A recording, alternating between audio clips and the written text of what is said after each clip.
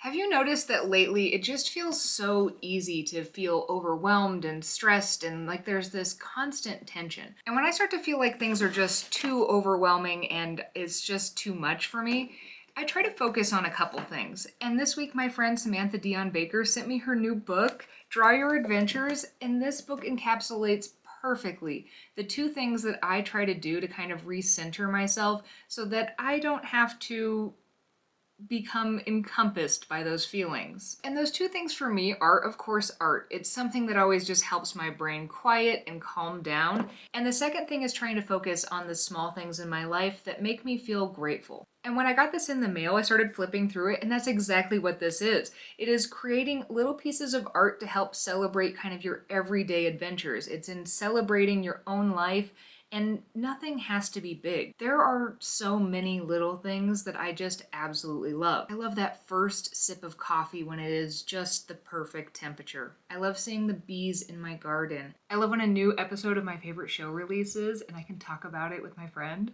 I love morning walks with Nick through our neighborhood and just seeing what's blooming. I love petting Moogie and feeling her soft fur. I love the little paint splatters on my floor that show the history of all the things that I've done in the studio. I love the way that after dinner, Moogie herds us downstairs to the couch because it's her favorite time of day. And the more that I focus on these small little things that make me feel grateful, it allows me to see my life in a different light and really cherish the moments that I get to do things like paint a painting in the evenings. And not only did Sam's book give me kind of a reminder to slow down and look at the little moments in my life, but it also has some really tangible things in here that I wanted to play with.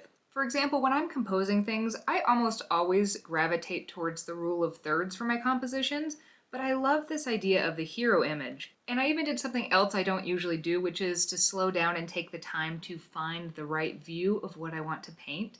So I don't have one of these fancy things like she has, but I was able to kind of make something. And at the very end of this reflection and reading through this book, I created this. And it's something that I think I want to do more often.